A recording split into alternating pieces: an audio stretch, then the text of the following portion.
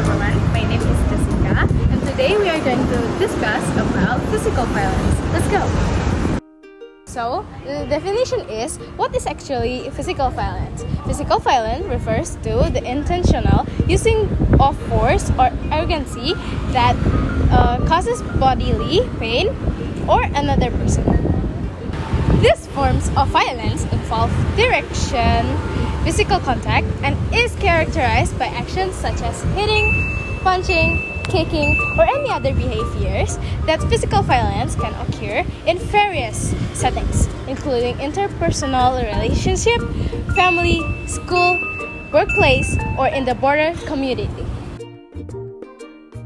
Once we have known the definition, here are the key characteristics of physical violence. First is direct physical contact.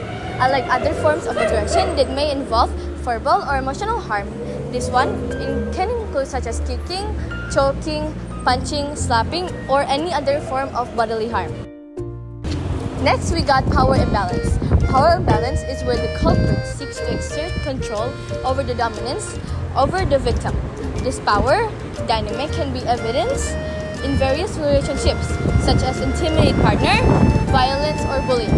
Next are the violation of boundaries. Physical violence constitutes a breach of personal boundaries and the infringement of an individual's right to physical safety and well-being.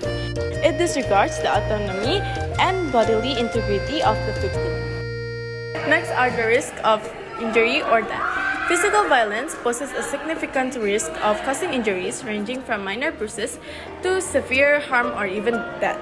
The level of risk depends on the nature and intensity of the violent acts. Next, for the emotional impact, beyond the physical harm, physical violence can have profound emotional and psychological effects on the victim. It may lead to trauma, fear, anxiety, depression, and other mental health issues. Next is pattern of control. In many cases, physical violence is part of a larger pattern of controlling behavior. Perpetrators may use physical force to control and manipulate their victims, creating an environment of fear and dependency. Physical violence can be a repeating behavior, occurring on more than one occasion. It may escalate in severity over time if not addressed, creating a cycle of abuse. The social and legal consequences are: physical violence is generally condemned by society, and it often carries legal consequences. Acts of violence may result in criminal charges, restraining orders, or other legal interventions. Physical violence may attempt to isolate the victim from friends, family, or support network. They may also try to keep the violence hidden, contributing to a culture of secrecy. Understanding this characteristic is crucial for recognizing and addressing physical violence, promoting providing support to those who have experienced such violence. What happened? In West East Java, a distressing incident unfolded when a second-grade elementary school student suffered permanent blindness in the left eye, allegedly due to a stabbing incident involving a senior student. The incident occurred during a commemorative competition on August 17 at school. At that time, the victim was going in the schoolyard. Then, a student suspected of being an upperclassman moved the victim into the school hallway. At that time, the victim was asked for money, but he refused. It is suspected that the perpetrator was annoyed and then broke his right eye using a meatball skewer. As a result, such visual organs are injured. Meanwhile, Said Samsul, the victim's father, he has visited the school to ask for CCTV footage. He wanted to know what happened to his son.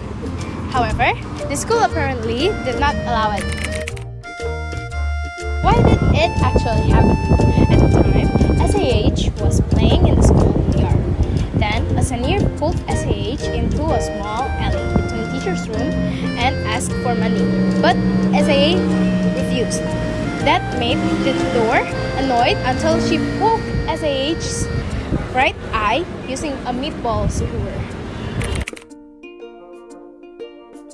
Next, we have impacts on the door's victims, physically, psychologically, and spiritually.